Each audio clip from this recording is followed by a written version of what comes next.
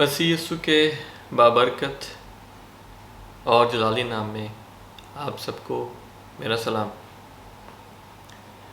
और आज मैं आपसे एक बहुत ही इम्पोर्टेंट टॉपिक पे बात करने जा रहा हूँ। और हमारा टॉपिक है आज का फियर, एंग्जाइटी और डिप्रेशन। ये टॉपिक बहुत इम्पोर्टेंट इसलिए है क्योंकि आजकल जिस दौर से हम गुज़र रहे हैं, इस दौर में लोग बहुत से मुश्किलात का शिकार हैं और वो नहीं जानते कि उनके साथ क्या हो रहा है। और उसके नतीजे के अंदर जो है कई लोग जो हैं बहुत ही स्ट्रेस में, बहुत परेशानी में ज़िंदगी गुजारते हैं और उनका दिन और रात जो है वो बहुत ही मुश्किल में गुज़रता है। और हमने देखा न्यूज़ में बहुत रिसेंटली के कुछ लोगों ने सुसाइड भी कर लिया और अपनी जान से हाथ धो बैठे। तो मैं आज आपसे इस टॉपिक पे इसलिए बात करना चाहता हूँ बिकॉज़ ये जो एंग्जाइटी और डिप्रेशन है, इसका जो आगाज़ है वो खौफ से होता है, फियर से होता है। और इसका स्टार्टिंग पॉइंट जो है वो फियर होता है। जब आप रिसर्च करेंगे एंग्जाइटी और डिप्रेशन के ऊपर तो इनके जो सिम्टम्स हैं, इसके जो इंसान के ज़िंदगी के ऊपर जो इफ़ेक्ट्स हैं वो बहुत ओवरलैप करते हैं, वो आपस में बहुत मिलते जुलते हैं। पर ये चीज़ जो है उसका सामना आम फहम में सब लोग करते हैं, चाहे वो मसीही है या गैर मसीही है। और इस टॉपिक को आप सुनने के बाद आप आइडेंटिफाई कर पाएंगे कि आपकी ज़िंदगी में क्या मुश्किलात आ रही हैं और वो कैसे आप महसूस करते हैं उसको। और कलाम की रोशनी में, कलाम के विज़डम के अंदर, कलाम की नॉलेज के हिसाब से कलाम जो है वो क्या इंफॉर्मेशन प्रोवाइड करता है हमें। और तीसरी चीज़ जो है आप को मैं जो बताऊंगा वो होगा उसका एप्लीकेशन, कि हम अगर किसी चीज़ से गुज़र रहे हैं तो उससे हम कलाम की रोशनी से बाहर कैसे आ सकते हैं। तो एक बार एक एग्ज़ाम्पल दूंगा कि एक बार एक शख्स जो है वो डॉक्टर के पास जाता है और कहता है कि मैं बहुत बीमार हूँ। और डॉक्टर उसको जवाब देता है कि फ़िक्र नहीं करो, आप ठीक हो जाओगे। तो कुछ इसी तरह से जो है कई बार जब हमारे पास कलीसिया में लोग आते हैं, वो परेशान होते हैं, तो हम उनसे बात करते हैं कि पहला पतरस उसका 5 बराबर उसके 7 आयत के अपनी फ़िक्रें जो हैं वो खुदा उनके ऊपर डाल दो और दुआ किया करो। हम बोलते हैं ईमान रखो, हम कहते हैं ईमान रखो, पुख्ता ईमान रखो और दुआ करो और बस सब कुछ भूल जाओ। पर ये बोलने से बहुत से बार फ़ायदा नहीं होता। और अंग्रेज़ी में इसको कहते हैं प्लेटिट्यूड्स, और उर्दू में इसको कहेंगे कि रस्मी फ़िक्रे, कि आप जो है रस्मी तौर पे जो है किसी को कुछ बता रहे हो पर उसको इतनी इन्फॉर्मेशन नहीं दे रहे कि वो जो है उस चीज़ को समझ पाए कि एक्चुअल मसला क्या है और उससे बाहर किस तरह आया जाए। तो आज जब मैं आपसे बात करने जा रहा हूँ, सबसे पहले जो है शायद इस जो हम टॉक करने जा रहे हैं इसके डिफरेंट एपिसोड्स होंगे। तो आज फर्स्ट एपिसोड है जिसमें हम बात करेंगे कि एक्चुअल प्रॉब्लम एंग्जाइटी, डिप्रेशन और फियर का ये मसला क्या है और हमारी ज़िंदगी में इसका क्या इफ़ेक्ट होता है। तो आज हम इस पे बात करेंगे। और नेक्स्ट फेज़ में, जैसे मैंने बताया है कि नेक्स्ट फेज़ में हम जाएंगे कि कलाम से हमें क्या रोशनी मिलती है और क्या नॉलेज हम किस तरह से हासिल कर सकते हैं। और उसके बाद थर्ड फेज़ जो मोस्ट इम्पॉर्टेंट वन, के कलाम की अंदर जो नॉलेज अवेलेबल है उसको हम अपनी ज़िंदगी में अप्लाई कैसे कर सकते हैं। तो आइए हम स्टार्ट करते हैं। स्टार्टिंग में जो है मैं एंग्जाइटी के या डिप्रेशन के रूट कॉज को एड्रेस करूँगा और इसके लिए जो है हम 3 एग्जांपल्स भी देखेंगे ताकि आपके ऊपर जो है थोड़ा सा क्लैरिटी बिल्ड होना शुरू हो जाए कि ये क्या होता है। तो सबसे पहले जो है हम देखते हैं कि एंग्जाइटी या जो डिप्रेशन है, जैसे मैंने कहा कि इसके स्टार्टिंग के अंदर इसकी स्टार्ट की जो उसकी बुनियाद जो होती है वो फियर के ऊपर होती है, खौफ के ऊपर होती है। तो सबसे पहले हम देखते हैं कि पहली चीज़ हम देखते हैं कि अनरिजॉल्व्ड जो सवाल होते हैं, जो क्वेश्चंस होते हैं, जो हमने जो है गैर हल शुदा जो है सवाल जो होते हैं हमारी ज़िंदगी के अंदर, वो किस तरीके से जो है वो एंग्जाइटी कॉज करते हैं। तो इसकी एग्जांपल हम लेते हैं कि फॉर एग्जांपल आप या कोई भी एक शख्स जो है वो अपनी औलाद के लिए परेशान है, और वो इसलिए परेशान है कि आज से 25 साल बाद जब मेरी बेटी पड़ी होगी उसकी शादी कैसे होगी और जहेज़ कहाँ से आएगा, या आज से 15 साल के बाद जो है मेरा बेटा जो है वो यूनिवर्सिटी में कैसे जाएगा और उसकी मैं फ़ीस कैसे दूंगा, या 1 साल के बाद जो है मेरे को अपनी कोई एक पेमेंट करनी, वो पेमेंट मैं कैसे करूँगा। तो हमारी ज़िंदगी में जब अनरिजॉल्व्ड क्वेश्चंस होते हैं तो वो एंग्जाइटी क्रिएट करते हैं, और वो हमारा आज जो इस वक्त का आज है उसको भी तबाह कर देते हैं, क्योंकि हम जो है एक फ्यूचर का इवेंट है उसके अंदर बैठ के सोच रहे होते हैं कि उसका हल आज हमारे पास कैसे होगा। अब ज़िंदगी की प्लानिंग करना जो है बहुत इम्पोर्टेंट है, पर सही तरीके से प्लान करना बहुत ज़रूरी है। जिस तरह से अगर आप आज से 25 साल के इवेंट के लिए आज से बैठ के परेशान हो, तो क्या होगा कि 25 साल के अंदर जो है वो एक परेशानी जो है वो बिल्ड होती जाएगी, बढ़ती जाएगी, और वो परेशानी जो है वो आपको, अगर आप उस लाइन से उतर गए, उस पटरी से आप उतर गए, तो हो सकता है कि ये परेशानी जो है आपके लिए जो है एक बड़ी परेशानी बन जाए, और उस बड़ी परेशानी से आप उससे बड़ी परेशानी में पहुंच जाए। तो सबसे पहले चीज़ हमने देखी कि अनरिजॉल्व्ड क्वेश्चंस जो हैं वो रीज़न होता है एंग्जाइटी कॉज करने का। और मैंने पहले कहा कि एंग्जाइटी और डिप्रेशन जो है वो साइड बाय साइड चलते हैं, इसमें इतना कोई ख़ास फ़र्क नहीं है। तो सबसे पहली चीज़ देखी अनरिजॉल्व्ड क्वेश्चन। सेकेंड चीज़ जो है वो है अनरिजॉल्व्ड कॉन्फ्लिक्ट्स। इसकी एग्जांपल हम लेते हैं कि अनरिजॉल्व्ड कॉन्फ्लिक्ट वो होता है कि फॉर एग्जांपल अगर आप कलाम में से पढ़ते हैं कि खुदा जो है, खुदा यीशु मसीह ने हमारे लिए जान दी और उसके मार खाने से मैंने शिफा पाई है, और मेरे जिस्म में जो है कोई बीमारी है। अब कलाम जो है वो एक हकीकत बयान कर रहा है और मेरी ज़िंदगी की एक और हकीकत है। अब ये चीज़ अगर मुझे इसका हल नहीं मिलता तो ये मेरी ज़िंदगी में एक कॉन्फ्लिक्ट क्रिएट कर रही है, क्योंकि मैं जो समझ नहीं पा रहा कि कलाम जो कह रहा है और मेरी ज़िंदगी में जो हो रहा है ये इतना अलग क्यों है। तो ये एक कॉन्फ्लिक्ट क्रिएट हो जाएगा, और वक्त गुजरने के साथ अगर हम इस कॉन्फ्लिक्ट के साथ अपनी ज़िंदगी गुजारेंगे तो ये एंग्जाइटी बिल्ड करना शुरू कर देगी, फ़िक्र बिल्ड करना शुरू कर देगी, नाउमीदी बिल्ड करना शुरू कर देगी, ईमान की कमी बिल्ड करना शुरू कर देगी, और जो डिप्रेशन में क्रिएट हो जाएगी, और हमारा आज जो है वो एक कन्फ्यूजन का शिकार हो जाएगा। और फिर क्या होगा, एक कन्फ्यूजन से हम नेक्स्ट कन्फ्यूजन में जाएंगे और उसके बाद उससे अगली कन्फ्यूजन में जाएंगे, और इस सिलसिला जो हमारी ज़िंदगी में चलना शुरू हो जाएगा। तीसरी चीज़ जो है उसको हम लेते हैं कि तीसरी चीज़ है वो अनरिजॉल्व्ड गिल्ट, गैर हलशुदा गिल्ट, या आप जो है अपने आप को मुजरिम महसूस कर रहे हो, या आप जो है पुरानी ज़िंदगी को याद करके परेशान हो रहे हो।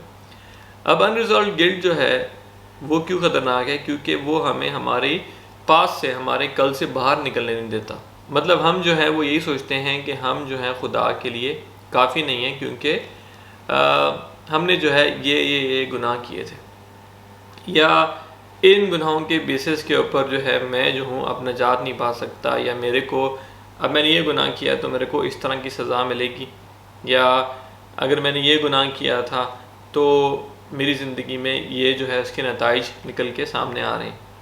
तो जब हम एक गिल्ट में ज़िंदगी गुजारना शुरू करते हैं और हम कलाम को नहीं समझते, तब उससे भी जो है वो एंग्जाइटी और डिप्रेशन जो है वो कॉज होता है। और इसको हम हल नहीं कर सकते जब तक हम हकीकत को ना जानें। फिर एक और चीज़ जो एंग्जाइटी क्रिएट करती है, चौथी चीज़, वो होती है जब हम चीज़ों को कंट्रोल करने की कोशिश करते हैं।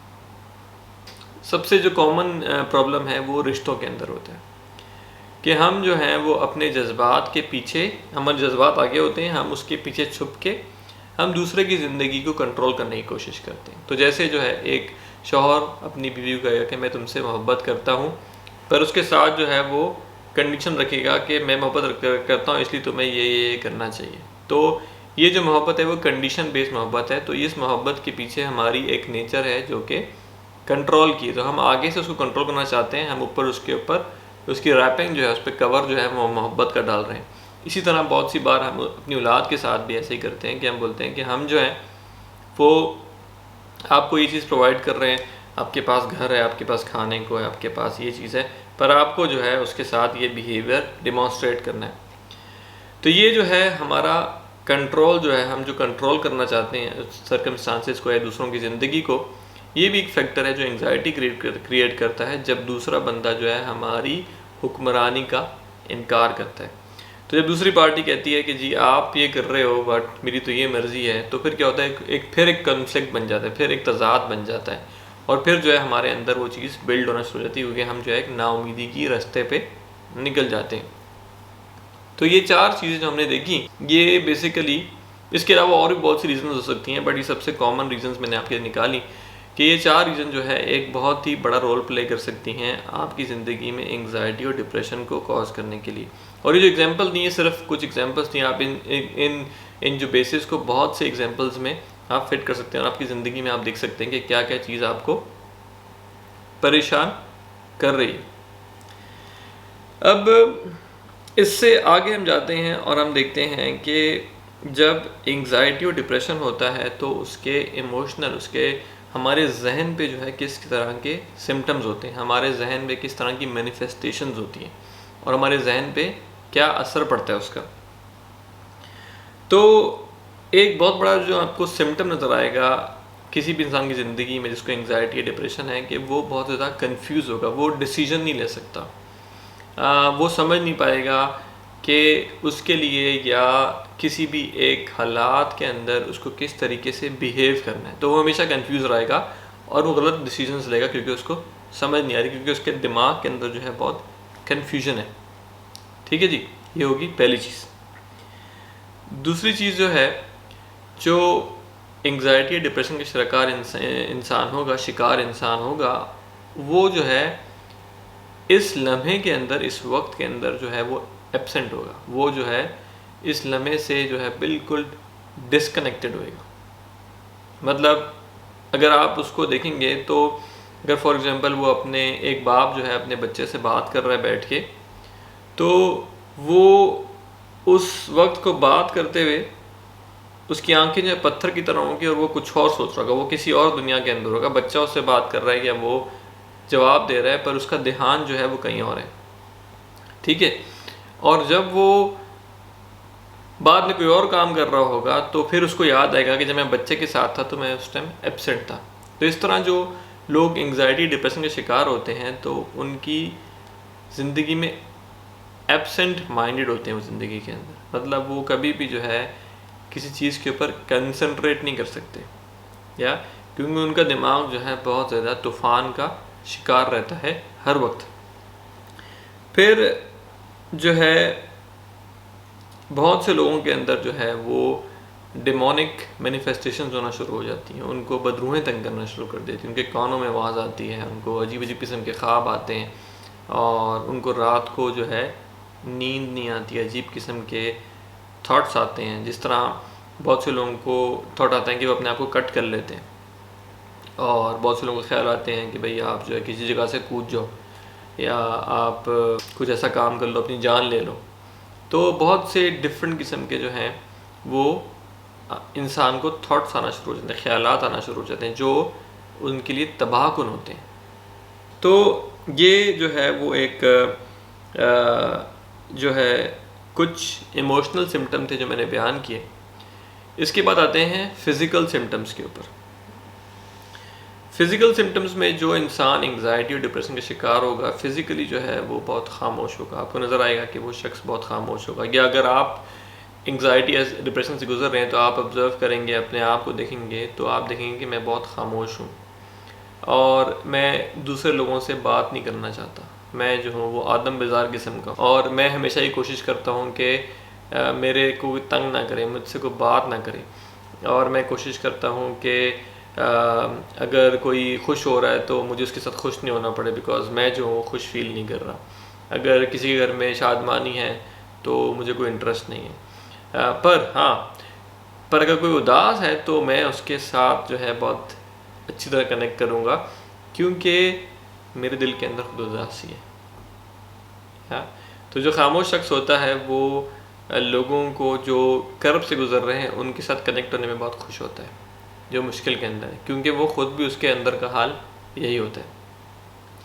अब ज़रूरी नहीं है जो शख्स जो है वो मुश्किल में लोगों की मदद कर रहा है वो एंग्जाइटी या डिप्रेशन का शिकार है, पर बहुत से केसेस में इस तरह होता है। जो खामोश होता है वो देखता है, ऑब्जर्व करता है, उसके अंदर बहुत सॉफ्ट कॉर्नर होता है उसके दिल के अंदर उन लोगों के लिए जो इस कंडीशन से गुजर रहे हैं। फिर जो है जिनको एंग्जाइटी डिप्रेशन होगा उनके अंदर दो फैक्टर्स होंगे खाने के बारे में, या तो वो खाना छोड़ देंगे या तो वो बहुत खाएंगे। दो एक्सट्रीम्स, एक साइड खाना नहीं खाना, दूसरी साइड जो है बहुत खाना खाना। तो जो एंग्जाइटी डिप्रेशन के शिकार होते हैं वो अपने ईटिंग एपेटाइट को कंट्रोल नहीं कर सकते, या उनका मैदा जो है वो अजीब तरीके से बिहेव करता है, उसका उनका मुंह जो है अजीब तरीके से बिहेव करता है। क्यों? क्योंकि उनका माइंड जो है वो स्टेबिलिटी से जो है हिला हुआ है। ठीक है जी। फिर जो है जिसको एंग्जाइटी और डिप्रेशन होगा उसमें आप देखोगे या तो वो रात को सो नहीं पाएगा या तो वो बहुत ज़्यादा सोएगा। ये भी दो एक्सट्रीम्स हैं। तो या तो वो किसी एक साइड में निकल जाएगा, उसकी ज़िंदगी में बैलेंस नहीं होगा नींद के अंदर, नींद जो है उसकी आउट ऑफ बैलेंस रहेगी हमेशा। फिर उनको गुस्सा बहुत जल्दी आएगा, एकदम गुस्सा जो है उनके जेब में होगा, जेब से निकाल के आपको गुस्से की फायरिंग आप में गोलियां चलाएंगे वो एकदम से। क्योंकि गुस्सा जो है उनको क्यों आएगा? क्योंकि वो जो है जिस बात को कंट्रोल करना चाहते थे, साल बीत गए वो उसको कंट्रोल नहीं कर पाए, तो आज जो है उनके अंदर वो गुस्सा बिल्ड हो गया। फिर जो है जो शख्स एंग्जाइटी डिप्रेशन का शिकार होगा वो पैसे का बहुत ज़ाया करेगा और वो जो है अपने पैसों को मैनेज नहीं कर पाएगा, क्योंकि उसकी ज़िंदगी की कोई भी प्लानिंग नहीं है। और वो जितने पैसे कमाएगा उससे ज़्यादा जो है वो खर्च करने के एबिलिटी रखेगा, और कर्ज़ा जो है उसकी ज़िंदगी का एक कॉमन हिस्सा होगा। और उसको समझ नहीं आएगी कि वो कर्ज़े में क्यों है। वो उसकी इनकम बढ़ जाएगी, उसके पैसे बढ़ जाएंगे, बट फिर भी वो फिर कर्ज़े में आ जाएगा।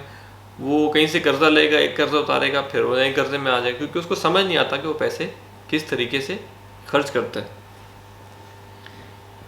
फिर जो है इसके अलावा अनऑर्गेनाइज्ड, जो शख्स एंग्जाइटी या डिप्रेशन का शिकार होगा वो अनऑर्गेनाइज होगा। आपको उसके कपड़ों से मालूम पड़ेगा, उसके कबर्ड के अंदर आप देखें अगर उसके कपड़े किस तरह से रखे गए हैं, अगर वो खातून है वो किचन में किस तरह से काम करती हैं, अगर वो बच्चा है तो वो काम किस तरह से करता है। तो जहाँ पर भी जो है अनऑर्गेनाइज बिहेवियर होगा वो एक स्टेबल माइंड का की अक्कासी नहीं कर रहा, क्योंकि जब इंसान एक स्टेबल और हेल्दी माइंड होता है तो वो अपनी ज़िंदगी में करेक्शन की तरफ जाता है। तो हो सकता है कि वो एक दिन या 2 दिन अनऑर्गेनाइज है, पर अगर कोई शख्स कंटिन्यूसली मतवाता तौर पे अनऑर्गेनाइज्ड है तो उसके साथ ये मसला एग्जिस्ट करता है। अब जैसे आपने देखा कि जो मैंने एग्जांपल्स दी, तो ये एग्जांपल्स जो हैं बहुत कॉमन है। इसका मतलब ये भी है कि ये जो कंडीशन है ये ज़िंदगी का एक हिस्सा है, तो इससे जो है हमें परेशान होने की ज़रूरत नहीं है, पर इसके बारे में हमें काम करने की ज़रूरत है। प्रॉब्लम कहाँ आती है? प्रॉब्लम वहाँ आती है जब हम माशरे के और हमारे ख़ानदान के और हमारे फ्रेंड्स के सर्कल के बुरे एग्जाम्पल्स और बुरे एक्सपीरियंस को अपनी ज़िंदगी से कनेक्ट करने के बाद अपना फ्यूचर जो है प्रेडिक्ट करते हैं, अपने फ्यूचर में उन मुश्किलात को आते देखना शुरू करते हैं, और हम कहते हैं कि ये विजडम है। अब मैं आपको बताऊं कि अगर आप दुनिया की बड़ी बड़ी जो हेल्थ ऑर्गेनाइजेशन हैं उनकी जो वेबसाइट पे जाओगे, गवर्नमेंट की वेबसाइट पे भी जाओगे, जब आप एंग्जाइटी डिप्रेशन के बारे में देखते हो, वहाँ पर आपको एक बात पढ़ के हैरत होएगी कि वो, क्योंकि इवन दाओ कि ये सब चीज़ें इंसान की कॉमन लाइफ का हिस्सा हैं, वो इसको एक बहुत ही हाइपर सेंसिटिव चीज़ लेकर पेश करते हैं, और हर इंसान जो है वो इतनी कॉमन सेंस नहीं रखता कि वो पूरी बात पढ़कर अब उसको सही तरह से समझे। और जब हम एंग्जाइटी और डिप्रेशन का नाम सुनते हैं तो हम देखते हैं कि लोगों ने सुसाइड कर लिया, तो लोगों को हार्ट अटैक हो गया, मर गए, और उनका मेंटल ब्रेकडाउन हो गया। तो जिसको भी ये प्रॉब्लम्स आना शुरू होती हैं तो फिर वो और परेशान तब होता है जब देखता है कि माशरे में जिनके साथ ये मसला है वो उनके साथ क्या हो रहा है। फिर वो अपने आप को जो है उस रूह से जो है कनेक्ट कर लेता है, और वो अपने आप को भी मरता हुआ देखता है, वो अपने आप को भी हार्ट अटैक होता हुआ देखता है, वो अपने आप को भी मेंटल ब्रेकडाउन होता देखता है। और जब वो फ्यूचर में वो रियलिटी प्रेडिक्ट करना शुरू करता है, वो बिलीव, दिल से यकीन करना शुरू करता है और पूरा दिन उसके बारे में सोचना शुरू करता है, तो वो चीज़ जो है छोटे से उसके अंदर बड़ी होना शुरू हो जाती है, बड़ी बड़ी बड़ी बड़ी बड़ी हो जाती है, और जितनी बड़ी वो चीज़ होती है वो उतना बड़ा जाइंट उनके अंदर बन जाती है। तो उनके दिल के अंदर जो है उस छोटी चीज़ की बहुत बड़ी अहमियत बन जाती है, क्योंकि उन्होंने अपने आप को उस रूह के साथ कनेक्ट कर लिया है, कनेक्शन बना लिया, बहुत स्ट्रॉन्ग कनेक्शन बना लिया। तो दुनिया में अगर 10 लाख, 20 लाख, 1 करोड़, 2 करोड़, 5 करोड़, 10 करोड़ लोग इस मसले से गुजर रहे हैं, तो वो सब लोग जो बिलीव करते हैं और मुंह से इकरार करते हैं, वो दिल से जो यकीन करते हैं, मुंह से इकरार करते हैं, अब ये शख्स जो एंग्जाइटी और डिप्रेशन से गुजर रहा है, इसने अपने आप को उस कौम के साथ कनेक्ट कर लिया है, उनके साथ के मुत्तहद हो गया, उसके साथ इसने एक कलीसिया बना ली है, और उसका रिज़ल्ट क्या होगा कि जो उनके साथ होगा वो इसी के साथ होगा, और जो इसके साथ होगा वो उसकी औलाद के साथ होगा। अब आप देखें कि बहुत सी मेडिकल कंडीशंस जो हैं, इनफैक्ट 75 to 80% प्रॉब्लम्स जो मेडिकल के आते हैं, उसका कोर रीज़न उसके पीछे जो होता है वो एंग्जाइटी होता है और डिप्रेशन होता है। जैसे आप देख लें, मेंटल डिसऑर्डर्स जो होते हैं, एंग्जाइटी डिसऑर्डर्स हैं, ब्लड प्रेशर है, डायबिटीज़ है, फिर और बहुत सी बीमारियां हैं, ये मिर्गी है, और ऐसे तो आप बहुत सी बीमारियां याद कर सकते हैं। अब बहुत सी बीमारियां हम कहते हैं कि जी ये फैमिली लाइन में चली आ रही हैं, या अगर आप लेटेस्ट रिसर्च पढ़ने की कोशिश करें जो जीन्स के ऊपर है, या आपके सोल के ऊपर है, या आपकी बॉडी के ऊपर है, आपके स्पिरिट के ऊपर है, उसके अंदर जो आपके फैमिली लाइन में जो आपके मेंटल बिहेवियर्स चल रहे हैं, जो फैमिली लाइन के अंदर आदत हैं, उसका 1000% इफ़ेक्ट है आपकी नेक्स्ट जनरेशन के ऊपर। इसका मतलब ये है कि अगर बाप को डायबिटीज़ है और उसके 4 बच्चे हैं और वो 4 बच्चों को पाल रहा है, तो प्रोबेबिलिटी है, चांस है कि चारों को डायबिटीज़ हो जाएगा। क्यों? क्योंकि उनका जो बिहेवियर है, वो किस तरह से सोचते हैं, किस तरह से बोलते हैं, किस तरह से ज़िंदगी गुजारते हैं, वो अपने बाप या अपनी माँ की तरह। तो जब बाप और माँ में डिज़ीज़ थी, वो डिज़ीज़ ट्रांसमिट हो जाएगी अगली जनरेशन में, क्योंकि उनका बिहेवियर सेम है। अगर किसी की फॉर एग्ज़ाम्पल ट्विन्स हो, और एक ट्विन को, बाय द वे इस बात पे एक्सपेरिमेंट्स हुए हैं, अगर एक ट्विन जो है उसको आप एक इन्वायरमेंट में रखें, जिसका मतलब है उसकी एक तरह की खुराक है, एक तरह की ट्रेनिंग है, एक तरह की स्कूलिंग है, और दूसरे को जो है दूसरी इन्वायरमेंट में रखो, दूसरी तरह की खुराक है, दूसरी तरह की ट्रेनिंग है, दूसरी तरह की स्कूलिंग है। दोनों बच्चे जो हैं, इवन दा वो एक ही माँ बाप के बच्चे हैं, दोनों में फ़र्क आपको बिहेवियर और फ़र्क फ्यूचर्स नज़र आएंगे और टोटली डिफरेंट बच्चे होंगे। इससे क्या पता चलता है? इससे पता चलता है कि जिस तरह से हम ज़िंदगी गुजारते हैं, जिस तरह से हमारे तौर तरीके हैं, उन तौर तरीक़ों से जो है वो एक चेन क्रिएट होती है, और वो चेन जो है वो नस्ल दर नस्ल चलती है। तो ये जो सब प्रॉब्लम्स मैंने बताए हैं, अगर ये बिहेवियर्स, इस तरह की आदत आपकी ज़िंदगी में हैं और आप अपने बच्चों में ये ट्रांसफ़र कर रहे हैं, बच्चे भी जो है आपके उसी इन्वायरमेंट में सीख रहे हैं, वो सेम चीज़ उनके अंदर बन जाएगी। आपको कुछ भी करने की ज़रूरत नहीं, उसको भी कुछ करने की ज़रूरत नहीं, बिकॉज उसकी ज़िंदगी जो है वो ऑटो पायलट के ऊपर तबाही की तरफ जा रही है। सोचने की बात है ये, या इसका जो है वो हल क्या है? इसका हल जो है वो कलाम में मौजूद है, पर ये जो पूरी कंडीशन है, सबसे बेस्ट बात ये है कि इससे बाहर आना पॉसिबल है। तो अगर आप जो है, मैं आज की वीडियो को यहाँ क्लोज करूँगा और नेक्स्ट जो हमारा एपिसोड होगा उसमें हम बात करेंगे कि कलाम जो है वो हमें क्या रोशनी दिखा रहा है इस सब केसेस के ऊपर, और उसके बाद हम देखेंगे कि हम किस तरीके से उन चीज़ों को अपनी ज़िंदगी में अप्लाई करके इन मुश्किलात से बाहर निकल सकते हैं। ठीक है, आपने क्या करना है कि अगर आपने ये वीडियो देखी है और आप ऐसे शख्सियात को जानते हैं, आपके मसीह घरानों में बेटे हैं, बेटियां हैं, बहनें हैं, भाई हैं, आपके दोस्त हैं, आपके बड़े हैं, छोटे हैं, आप ज़रूर जो है उनको ये वीडियो सेंड करें, क्योंकि ये इम्पॉर्टेंट है कि वो इस बात को समझें कि उनके साथ क्या हो रहा है, और दूसरा क्या है कि वो इम्पॉर्टेंट है कि वो इस चीज़ से बाहर निकलें, क्योंकि जब तक वो बाहर नहीं निकलेंगे उनकी ज़िंदगी की जो इफ़ेक्टिवनेस है, उनकी ज़िंदगी की जो पावर है, वो उनको वापस नहीं मिलेगी। मैंने जो है एंग्जाइटी से बहुत साल फाइट किया है, 4 से 5 साल फाइट किया है, और जो मैं आपको बता रहा हूँ वो मेरी ज़िंदगी का एक्सपीरियंस भी है।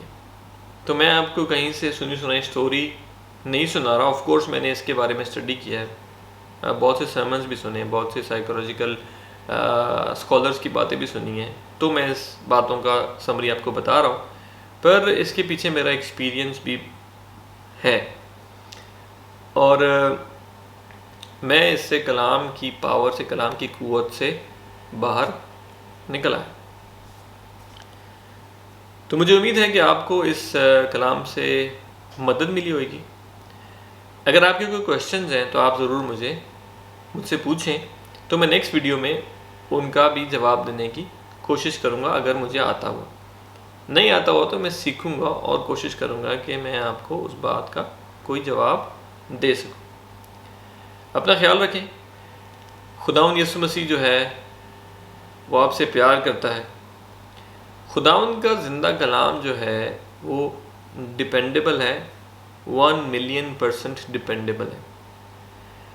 आप जो है अपनी ज़िंदगी जो है उसके ऊपर बेट कर सकते हो, मतलब कि आपकी ज़िंदगी जो है उस पर निछावर कर सकते हो, आपको कभी नुकसान नहीं होएगा। अपना ख्याल रखें और ज़रूर आपसे जल्द मुलाकात होती है। Thank you.